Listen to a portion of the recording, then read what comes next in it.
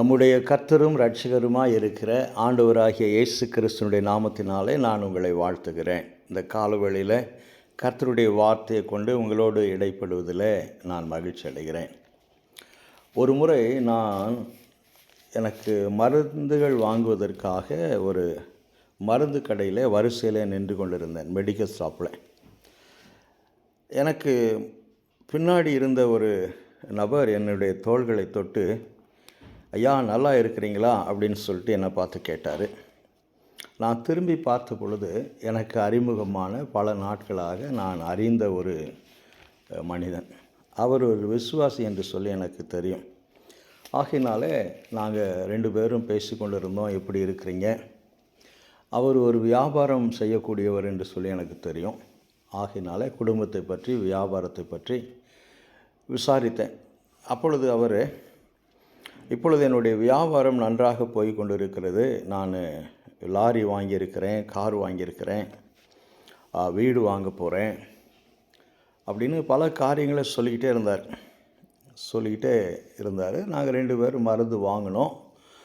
திரும்ப நாங்கள் 2 பேரும் எங்களுடைய வீட்டுக்கு போவதற்கு திரும்ப போகிறோம். அப்போ அவர் ஒரு வார்த்தை என்னிடத்தில் சொன்னார். நான் என்ன கேட்டாலும் என் தேவன் எனக்கு கொடுப்பார்னு எனக்கு தெரியும், எனக்கு கண்டிப்பாக கொடுக்கணும். நான் ஒரு நாள் இரவு முழங்கால் போட்டு ஜெபம் பண்ணுவேன் என்றால் நான் கேட்டதை அவர் கொடுத்துருவார். இல்லைன்னா நான் அவரோடு வழக்காடுவேன்.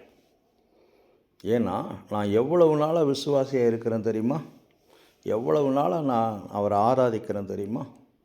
நான் யாருன்னு அவருக்கு தெரியும், அவர் யாருன்னு எனக்கு தெரியும்.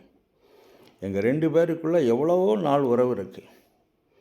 ஆகையினாலே நான் என்ன கேட்டாலும் அவர் எனக்கு கொடுப்பார், என்ன கேட்டாலும் அவர் எனக்கு கொடுக்கணும் அப்படின்னு ஒரு விதமான அதிகார துணியோடு அவர் சொன்னார்.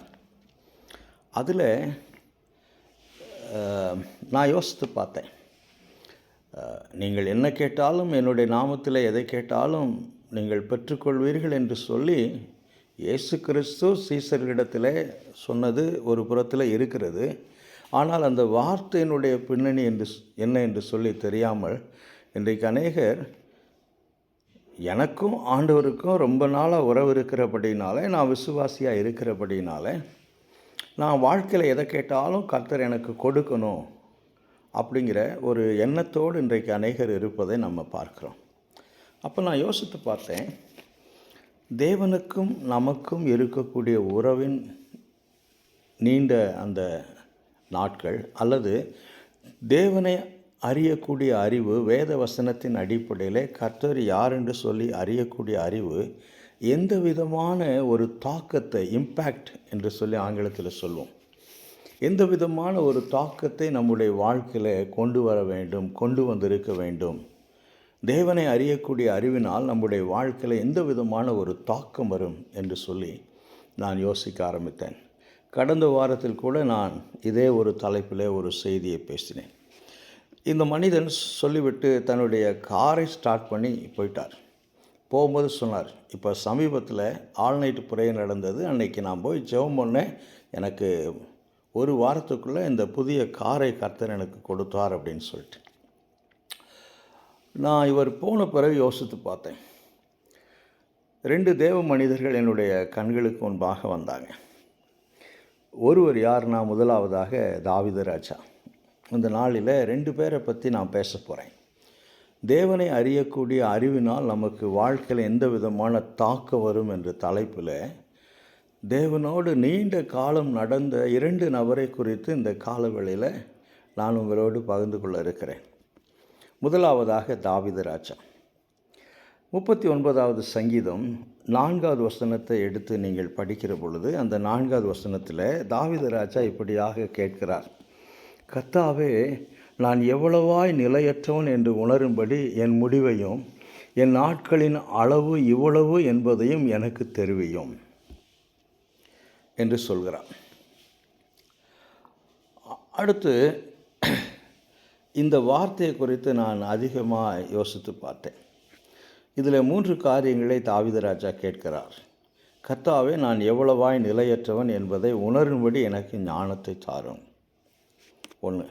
இரண்டாவதாக, என் முடிவு எப்படியாக இருக்கும் என்று எனக்கு அறியும் ஞானத்தை எனக்கு தாரும். 2.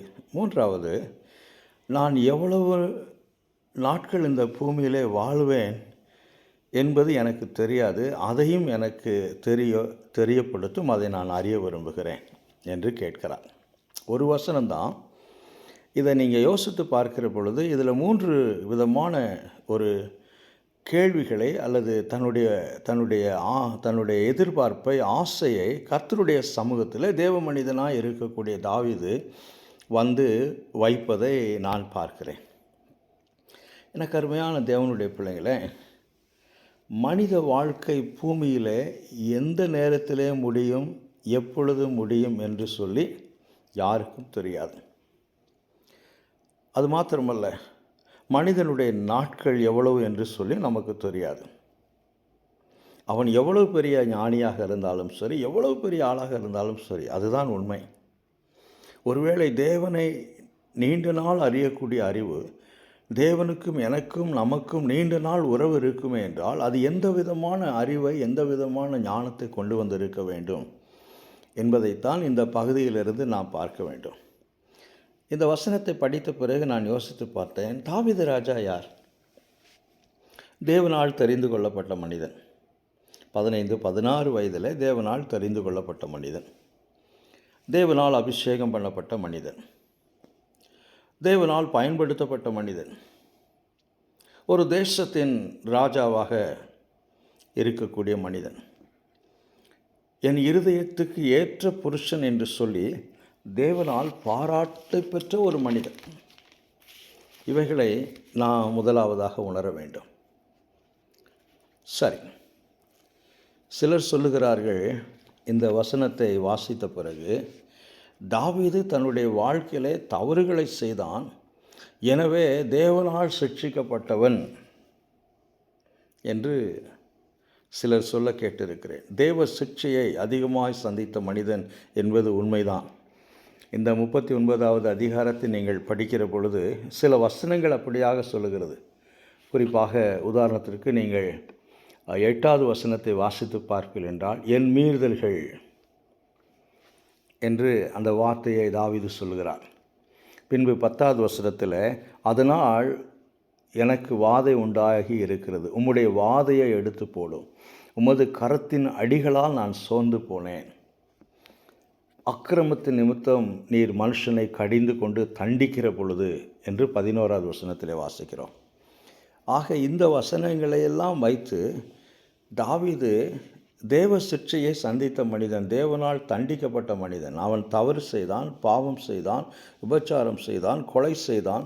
எனவே கர்த்தர் அவனை சிட்சித்தார். அந்த சிட்சை நிமித்தமாக, அந்த சிட்சையின் உச்சக்கட்டத்தில், உபத்திரத்தின் உச்சக்கட்டத்தில், துன்பத்தின் உச்சக்கட்டத்தில் தாவீது இந்த வார்த்தையை சொல்வதாக சிலர் சொல்லுகிறார்கள். ஒருவேளை அது உண்மையாக இருக்கும் என்று சொல்லி நாம் எடுத்துக்கொண்டாலும், நம்மில் எத்தனை பேர் பாவம் செய்யாதவர்களாக இருக்கிறோம்? நம்மில் எத்தனை பேர் தவறு செய்யாதவர்களாக இருக்கிறோம்? நம்மில் எத்தனை பேர் நீதிமான்களாக இருக்கிறோம்? ஒருவேளை தாவீதிற்கொப்பான தவறுகளை, பாவங்களை துணிகரமாய் நம்முடைய வாழ்க்கையை செய்யாமல் இருந்தாலும் கூட, புதிய ஏற்பாட்டில் வேத வசனம் சொல்லக்கூடிய அநேக தவறுகள், பலவீனங்கள் எல்லா தேவ பிள்ளைகளுடைய வாழ்க்கையிலும் சில நேரங்களில் வெளிப்படுகிறதே, மறைந்து இருக்கிறதே. ஆக தாவீதை மாத்திரமே கர்த்தர் ஏன் சிட்சிக்க வேண்டும்? இந்த சிட்சையினால் மாத்திரமே தாவீது இந்த வார்த்தைகளை சொல்லுகிறாரா என்று சொல்லி யோசித்து பார்த்தேன். பின்பு 5வது வசனம் 6வது வசனத்தை நாம் படிக்கிற பொழுது, 7வது வசனத்தை படிக்கிற பொழுது, இந்த 39வது சங்கீதத்தில், இதோ என் நாட்களை 4 விரற்களை அளவாக்கினீர், என் ஆயுசு உமது பார்வைக்கு இல்லாமல் போகிறது, எந்த மனுஷனும் மாயையே என்பது நிச்சயம். ஆக தாவீது இந்த இடத்துல தன்னை குறித்து மாத்திரமல்ல, மனுஷனுடைய வாழ்க்கை, இந்த பூமியிலே மனுஷன் வாழுகிற பொழுது அவனுடைய வாழ்க்கையை ஆராய்ந்து பார்க்கக்கூடிய மனிதன், ஞானமுள்ள மனிதன். இந்த மனுஷனுக்கு ஞானம் இல்லை என்று சொல்ல முடியாது, அறிவில்லை என்று சொல்ல முடியாது. ஏனென்றால் ஒரு தேசத்தை ஆளுகை செய்யக்கூடிய ராஜாவாக இருக்கக்கூடிய மனிதன். ஆக மனிதனுடைய வாழ்க்கையை அலசி ஆராய்ந்து பார்க்கிறார். இந்த பூமியில் எந்த மனுஷனுடைய வாழ்க்கையும் மாயை என்பது நிச்சயம். அது மாத்திரமல்ல, 6வது வசனத்தை வாசித்து பார்ப்பீர்கள் என்றால், வேஷமாகவே மனுஷன் தெரிகிறான், விருதாவாகவே சஞ்சலப்படுகிறான், ஆஸ்தியை சேர்க்கிறான். எதற்காக இந்த உலகம் ஓடிக்கொண்டிருக்கிறது? பிறந்ததிலிருந்து நாம் நடக்க ஆரம்பித்திலிருந்து நாம் ஓய்ந்து உட்காருகிற வரைக்கும் எதற்காக நாம் ஓடிக்கொண்டே இருக்கிறோம்? மனிதர்களுடைய வாழ்க்கை, பெரும்பாலான மனிதர்களுடைய வாழ்க்கை எதற்காக ஓடிக்கொண்டே இருக்கிறது என்று சொல்லி பார்க்கிற பொழுது, இந்த பூமியிலே சம்பாதிப்பதற்காக, பணம், பேர், புகழ், தங்களை பெரியவர்களாக காண்பிப்பதற்கு, ஏதோ ஒரு பூமிக்குரிய காரியத்திற்காக மனிதன் ஓடிக்கொண்டே இருக்கிறான். அதை குறித்து சொல்லுகிற பொழுது தாவீது ராஜா சொல்லுகிறார், வேஷம், அது ஒரு வேஷம். அந்த வேஷம் எப்பொழுது களைந்து போடப்படும் என்று சொல்லி நமக்கு தெரியாது. இந்த வேஷம் எப்பொழுது நாம் களைந்து போட வேண்டும் என்று சொல்லி நமக்கு தெரியாது.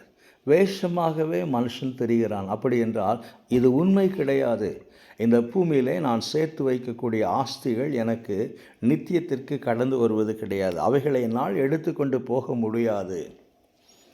சில நாட்களுக்கு முன்பு, ஒரு 2 மாதங்களுக்கு முன்பு நான் அலெக்சாண்டரை குறித்து படித்தேன்.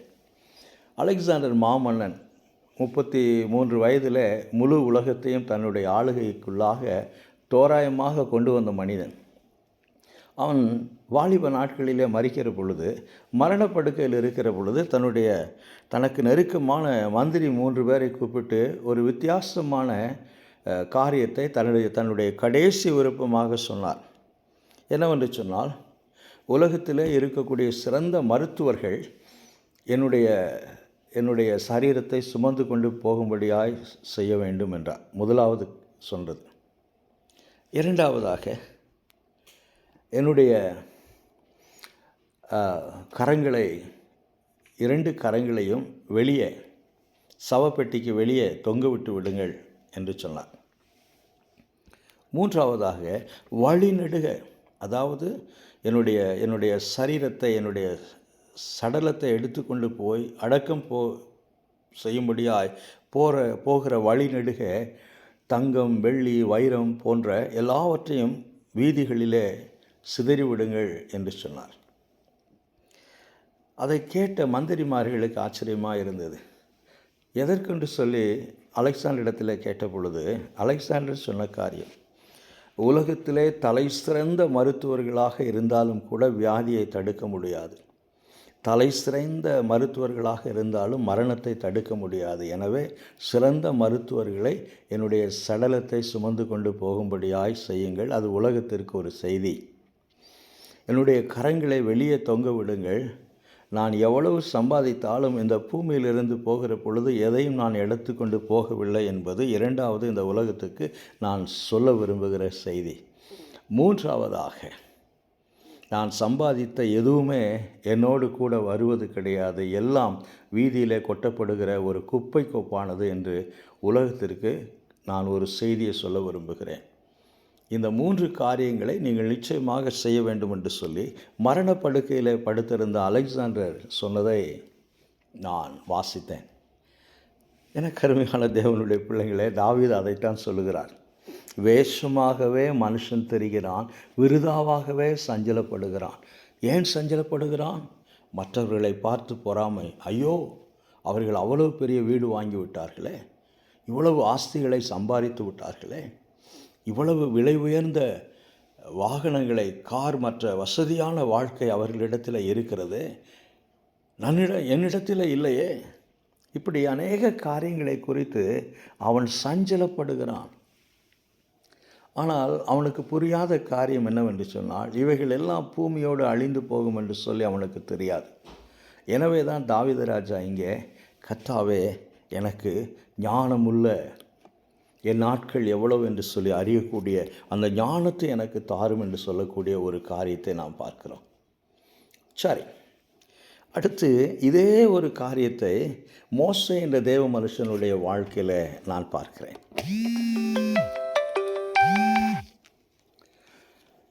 இதைத்தான் மோசே என்ற தேவ மனுஷனுடைய வாழ்க்கையில் நான் பார்க்கிறேன். 90வது சங்கீதம், இது மோசேயினுடைய கடைசி நாட்களிலே மோசே பாடின சங்கீதம். 90வது சங்கீதம் 12வது வசனத்தில், நாங்கள் ஞான இருதயம் உள்ளவர்கள் ஆகும்படி எங்கள் நாட்களை என்னும் அறிவை எங்களுக்கு போதித்தருளும். நாங்கள் ஞான இருதயம் உள்ளவர்கள் ஆகும்படி எங்கள் நாட்களை என்னும் அறிவை எங்களுக்கு போதித்தருளும். ஏன் மோசே யார்? இங்கே யோசிக்க வேண்டும். பழைய ஏற்பாட்டில் 2 பெரிய மனிதர்கள் இருந்தார்கள், மோசே, எலியா. இவர்கள் இருவருமே அநேக அதிசயங்களை, அற்புதங்களை செய்த மனிதர்கள். ஆனால் மோசே எலியாவை காட்டிலும் பெரிய மனிதன். எப்படி என்று சொன்னால், எகிப்தின் சகல கலைகளிலும் கற்று தேறின மனிதன் என்று சொல்லி நாம் எபிரேயர் 11ஆம் அதிகாரத்தில் நாம் இந்த மனிதனை குறித்து வாசிக்கிறோம். அது மாத்திரமல்ல, முதல் 5 புத்தகத்தை வேதாகமத்தில் எழுதின மனிதன், தேவனை சந்தித்த மனிதன், இஸ்ரவேல் தேசத்து ஜனங்களை வனாந்தரத்தில் வழிநடத்தின மனிதன், அற்புதங்களை, அடையாளங்களை செய்த மனிதன், இப்படி அநேக காரியங்களை செய்த மனிதன்தான் மோசே. ஆனால் அந்த மனிதன் தன்னுடைய கடைசி நாட்களில் கேட்கிற காரியம் என்னவென்றால், ஞான இருதயம் எனக்கு வேண்டும், எங்களுடைய நாட்கள் இவ்வளவு என்று சொல்லி அறியக்கூடிய ஞானமுள்ள இருதயம் எனக்கு வேண்டும், எங்களுக்கு வேண்டும். நான் இந்த இடத்துல மோசேயும் தாவீதும் என்ன கேட்கிறார்கள்? இவர்கள் இருவரும் தேவனால் தெரிந்து கொள்ளப்பட்டு பயன்படுத்தப்பட்ட மாபெரும் மனிதர்கள் பழைய ஏற்பாட்டில். இவருடைய கடைசி நாட்களில் இவர்கள் கேட்கக்கூடிய இந்த காரியங்கள், தேவனோடு நடந்து 50 ஆண்டுகள் 60 ஆண்டுகள், மோசே ஏறக்குறைய 80 ஆண்டுகள் தேவனோடு நடந்த மனிதன். தாவீது ராஜா ஏறக்குறைய ஒரு 70 ஆண்டுகள் தேவனோடு நடந்த மனிதனாக இருந்திருக்க வேண்டும். தாவீது எந்த வயதிலே மரித்து போனார் என்று சொல்லி நமக்கு வேதாகமத்தில் எழுதப்படவில்லை. ஒருவேளை 85 வயதில் தாவீது மரித்து இருக்க வேண்டும் என்று சொல்லி வேத வல்லுநர்கள் சொல்லுகிறார்கள். 15 வயதிலே கர்த்தர் தாவீதை தெரிந்து கொண்டார். மோசே இந்த இடத்துல கேட்கக்கூடிய காரியம், மோசே கேட்கக்கூடிய காரியம் என்னை அதிகமாக யோசிக்க வைத்தது, என்னை அதிகமாக சிந்திக்க வைத்தது. இவ்வளவு அதிசயங்களை, அற்புதங்களை செய்த மனிதன், இவ்வளவு ஞானமுள்ள மனிதன், எகிப்தின் சகல கலைகளிலும் கற்று தேறின ஒரு மனிதன், ஞானம் இல்லாதவனாகவா இருந்திருக்க முடியும்? ஆக ஞானமுள்ள இருதயத்தை தாரும் என்று சொல்லி என்ன கேட்க விரும்புகிறார் என்று சொல்லி நான் யோசித்து பார்த்தேன். இவர்கள் இருவருமே வாழ்க்கையில் பலவிதமான அனுபவங்களுக்குள்ளாக கடந்து போனவர்கள். இவர்கள் இருவருமே வாழ்க்கையில் பலவிதமான மேடு பள்ளங்களை பார்த்தவர்கள்.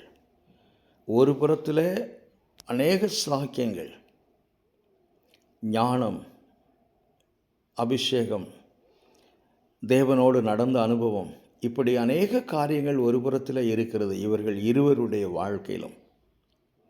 ஆனால் இவர்கள் இருவருமே அநேக விதமான கஷ்டங்கள், அநேக விதமான அவமானங்கள், அநேக விதமான துன்பங்கள், அநேக விதமான காரியங்களை சந்தித்தவர்கள். அதுவும் குறிப்பாக இந்த 90வது சங்கீதத்தில் மோசே தனிமையில் இருக்கிறார். மோசே என்ற தேவ மனிதன் வனாந்தரத்தில் தனிமையில் இருக்கிறார். வேத வல்லுநர்கள் சொல்லுகிறார்கள், மோசேயினுடைய அண்ணன் ஆரோன் மரித்து போன பிறகு, மோசேயினுடைய அக்கா மிரியம் மரித்து போன பிறகு, மோசே வனாந்தரத்தில் இந்த ஜனங்களோடு முரட்டாட்டம் பிடித்த இஸ்ரவேல் தேசத்து ஜனங்களோடு இருக்கிற பொழுது ஒரு நாள் மோசே யோசித்து பார்த்து இந்த சங்கீதத்தை பாடியிருக்க வேண்டும். அது மாத்திரமல்ல, இந்த சங்கீதம் மோசேயினுடைய கடைசி நாட்களில் மோசே பாடியிருக்க வேண்டும். 120 வயதில் மோசே இறந்து போனார். அந்த கடைசி நாளில், அந்த கடைசி வருஷத்தில் தன்னுடைய வாழ்க்கையை, தன்னுடைய தனிமையின் வாழ்க்கையை மோசே யோசித்து பார்த்துருக்க வேண்டும். அது மாத்திரமல்ல, இந்த இடத்துல மோசேயினுடைய சிறு தவறின் நிமித்தமாக கர்த்தர் மோசேயும் கூட வாக்குத்தத்தம் பண்ணின கானான் தேசத்திற்குள்ளாக கடந்து போவது கிடையாது என்று அவர் சொல்லிவிட்டார். கடந்து போவது கிடையாது என்று சொல்லிவிட்டார். ஆகியவைகள் எல்லாவற்றையும் மோசே திரும்பி பார்க்கக்கூடிய ஒரு மனிதனாக இந்த சங்கீதத்திலே நான் பார்க்கிறேன். நீங்கள் இந்த சங்கீதத்தை படிக்கிற பொழுது உங்களுக்கு தெரியும், சில வார்த்தைகள் முதலாவது வசனத்திலிருந்து சில வார்த்தைகளை நீங்கள் படித்து பார்க்கிற பொழுது இந்த வனாந்தர அனுபவம், மோசேயினுடைய வனாந்தர அனுபவம் இந்த சங்கீதத்தில் வெளிப்படுத்தப்பட்டிருப்பதை நீங்கள் பார்க்கலாம். 7வது வசனம், நாங்கள் உமது கோபத்தினால் அழிந்து உமது உக்கிரத்தினால் கலங்கி போகிறோம். நாங்கள் என்று சொல்லி மோசே யாரை சொல்லுகிறார்? அவரால் இப்பொழுது நடத்தப்பட்டு வருகிற இஸ்ரவேல் தேசத்து ஜனங்களை சொல்லுகிறார், நாங்கள் என்று சொல்லி. அடுத்து 8வது வசனத்தில், எங்கள் அக்கிரமங்களை உமக்கு முன்பாகவும் எங்கள் அந்தரங்க பாவங்களை உமது சமூகத்தின் வெளிச்சத்திலும் நிறுத்தினீர். இஸ்ரவேல் தேசத்து ஜனங்கள் வனாந்தரத்தில் எவ்வளவாய் முரட்டாட்ட பண்ணினார்கள், எவ்வளவாய் மோசேக்கு விரோதமாய் பேசினார்கள், எவ்வளவாய் தேவ திட்டத்துக்கு விரோதமாய் இஸ்ரவேல் தேசத்து ஜனங்கள் பேசினார்கள், எவ்வளவாய் அவர்கள் உண்மை இல்லாதவர்களாக இருந்தார்கள், நன்றி இல்லாதவர்களாக இருந்தார்கள். இவைகள் எல்லாவற்றையும் யோசித்து பார்த்து இவைகளின் நிமித்தமாக அவர்கள் சந்தித்த அனுபவங்களையும் இந்த சங்கீதத்திலே மோசே சொல்வதை பார்க்கிறோம். 9வது வசனம், எங்கள் நாட்கள் எல்லாம் உமது கோபத்தால் போய்விட்டது, நாங்கள் எங்கள் எங்கள் எங்கள். இந்த வார்த்தை யாரை வெளிப்படுத்துகிறது என்று சொன்னால், இஸ்ரவேல் தேசத்து ஜனங்களை வெளிப்படுத்துகிறது. இந்த ஜனங்கள் மோசேயால் இப்பொழுது வழிநடத்தப்பட்டு வருகிறார்கள். 40 ஆண்டுகள் தேவனுடைய பிரசன்னம் அவர்களோடு கூட இருந்தது, அவர்களை வழிநடத்தினது, அவர்கள் தேவைகளை எல்லாம் சந்தித்தது. இது ஒரு புறத்தில் இருந்தாலும் கூட மற்றொரு புறத்தில் இந்த வனாந்தர பிரயாணம் அவர்களுக்கு இனிமையாக இல்லை, அவர்களுக்கு பிரியமானதாக இல்லை, அவர்கள் விரும்பக்கூடியதாக இல்லை. எங்கள் ஆயுசு நாட்கள் 70 வருஷம், பலத்தின் மிகுதியால் 80 வருஷமாக இருந்தாலும் அதன் மேன்மையானது வருத்தமும் சஞ்சலமுமே. அது சீக்கிரமாய் கடந்து போகிறது, நாங்களும் பறந்து போகிறோம். இங்கேயும் மோசே சொன்ன வார்த்தைகளை நீங்கள் யோசித்து பார்ப்பீர்கள் என்றால், எப்படி 39வது சங்கீதத்தில் தாவீது ராஜா மனிதர்களுடைய வாழ்க்கையின் தாற்பயத்தை, இந்த பூமியில் மனுஷனுடைய வாழ்க்கை எத்தகைய தன்மையுடையது, எப்படி நிலையற்றது, எப்படி வேஷமாய் மனுஷன் தெரிகிறான், எதற்காக அவன் ஆஸ்தியை சேர்ப்பதற்காகவே அவன் ஓடிக்கொண்டிருக்கிறான் போன்ற காரியங்களை பற்றி எப்படி தாவீது பேசினாரோ அதே போல் மோசேயும் கூட இங்கே நாங்கள் என்று சொல்லுகிற பொழுது இஸ்ரவேல் தேசத்து ஜனங்கள், தேவனால் தெரிந்து கொள்ளப்பட்ட ஜனங்கள், தேவனால் வழிநடத்தப்பட்ட ஜனங்கள், தேவனால் ஆசீர்வதிக்கப்பட்ட ஜனங்கள், அற்புதமாய் பாதுகாக்கப்பட்ட ஜனங்கள், அவர்கள் வாழ்க்கையின் அனுபவத்தை இங்கே மோசே வெளிப்படுத்துவதை நான் பார்க்கிறேன். எனக்கு அருமையான தேவனுடைய பிள்ளைங்களை, இந்த வார்த்தைகள் அதிகமாய் நாம் சிந்திக்க வேண்டிய வார்த்தைகள். இந்த பூமியிலே வாழுகிற பொழுது அநேக நேரத்தில் பூமிக்குரிய வாழ்க்கையை குறித்து நாம் ஞானமற்றவர்களாக இருக்கிறோம். இன்றைக்கு அநேகர் பெருமையுடையவர்களாக இருக்கிறார்கள், அநேகர் இன்றைக்கு மனமேட்டுமை உடையவர்களாக இருக்கிறார்கள். இன்றைக்கு அநேகர் ஆஸ்தி, செல்வம், பதவி, அதிகாரம், உயர்வு, உலக பிரகாரமான காரியங்கள் இருக்குமே என்றால் அதை பெரிதாக அவர்கள் எடுத்துக்கொண்டு, அது நிரந்தரமானது என்று எடுத்துக்கொண்டு அதை அதிகமாய் அவர்கள் நேசிக்கக்கூடியவர்களாக இருக்கிறார்கள். 39வது சங்கீதத்தில் சங்கீதக்காரன் தாவீது ராஜா சொன்னான், வேஷமாய் மனுஷன் திரிகிறான், விருதாவாய் சஞ்சலப்படுகிறான், ஆஸ்தியை சேர்க்கிறான், யார் அதை வாரிக்கொண்டு போவார்கள், எடுத்துக்கொண்டு போவார்கள் என்று சொல்லி அவன் அறியாதவனாய் இருக்கிறான்.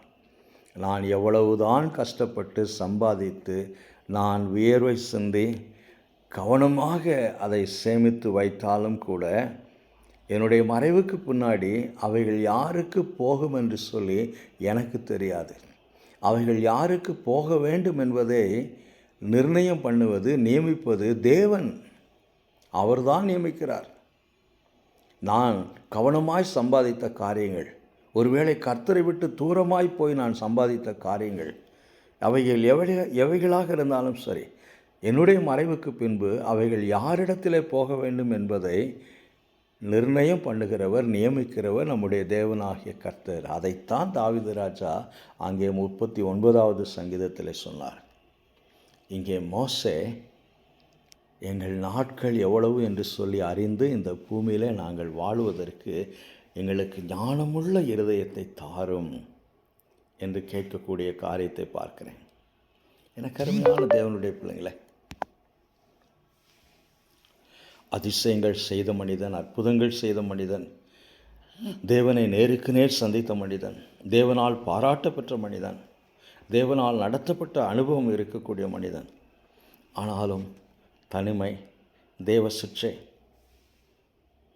சில காலங்களில் ஞானமற்ற வாழ்க்கை.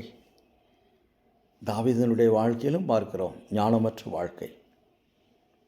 மோசேனுடைய வாழ்க்கையிலும் ஒரு ஞானமற்ற செயலை பார்க்க, ஒரே ஒரு செயல்தான்.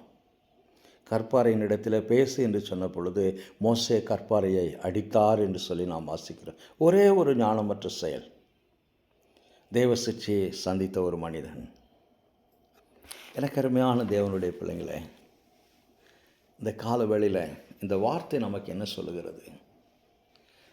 நான் முதலிலே ஒரு மனிதனை பற்றி சொன்னேன் அல்லவா, ஒரு விசுவாசியை பற்றி சொன்னேன் அல்லவா?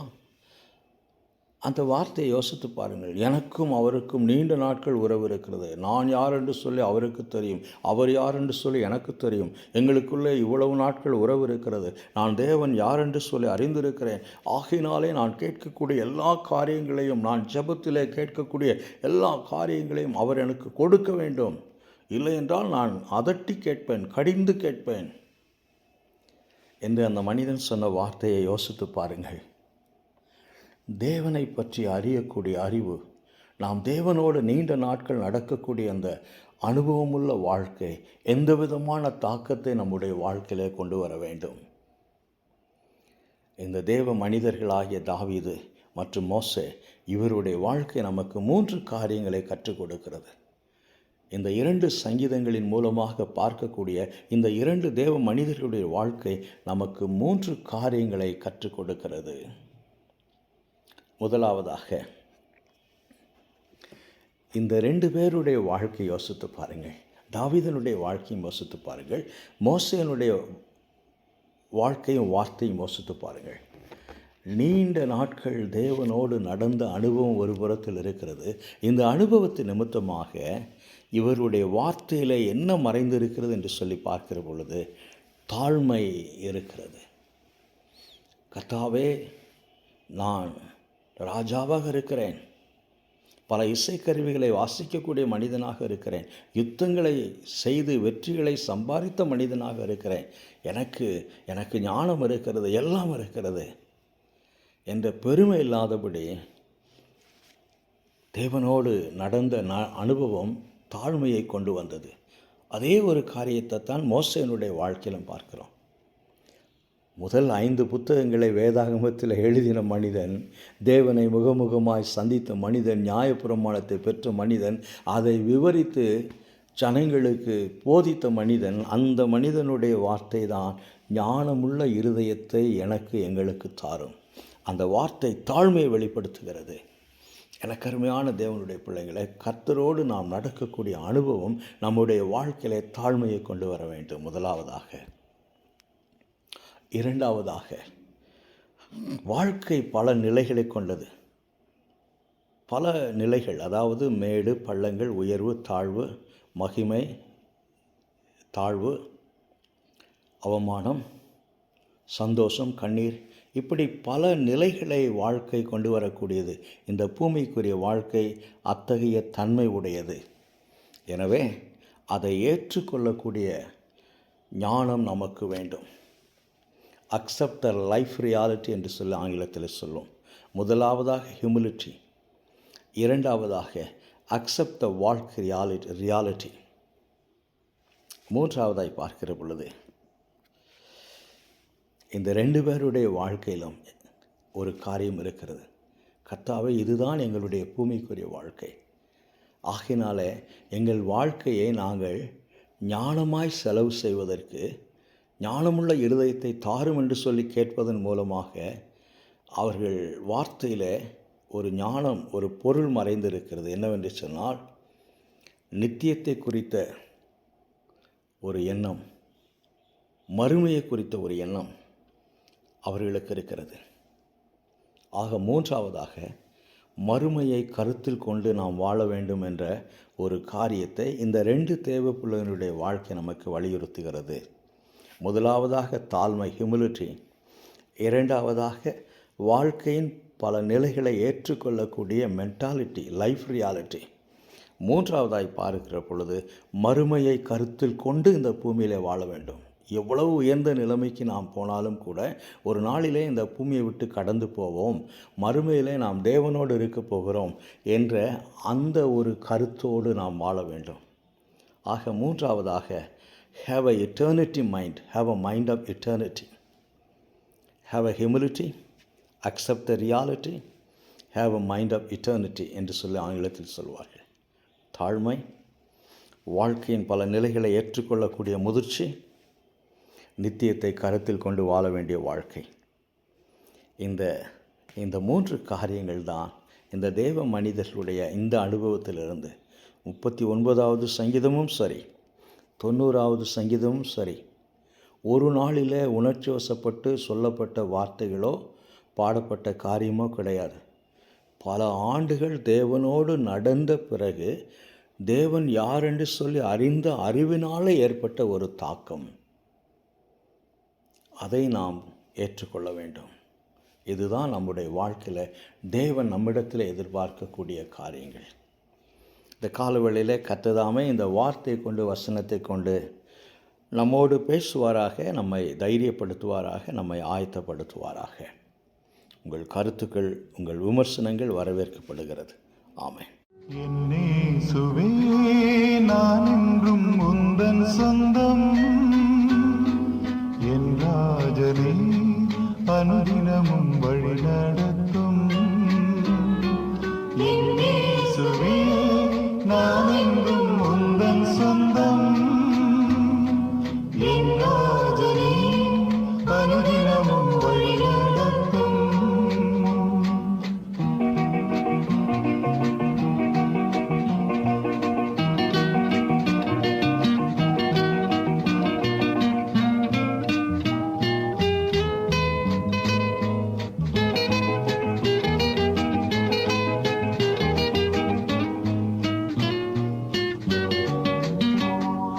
உளையான சேற்றி நின்றே, தூக்கிய நிறுத்தி நீரே.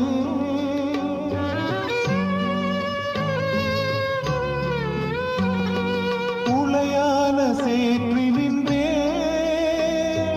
தூக்கிய நிறுத்தி நீரே. உந்தனை நான் மறவேன், உந்தனை போற்றிடுவேன். என்னேசுவே, நான் என்றும் உந்தன் சொந்தம், என் ராஜனே, அனுதினமும் வழி நடத்தும்.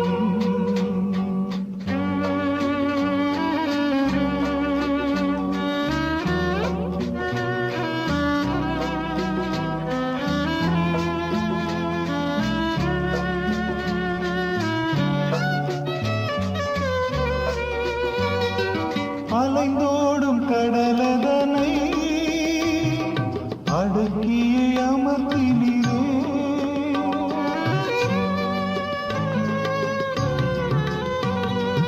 அலைந்தோடும் கடலதனை அடக்கியே அமர்த்தினீரே. வார்த்தையின் வல்லமையை என்றுமே காணச் செய்யும். என்னேசுவே, நான் என்றும் உந்தன் சொந்தம், என் ராஜனே, அனுதினமும் வழி நடத்தும்.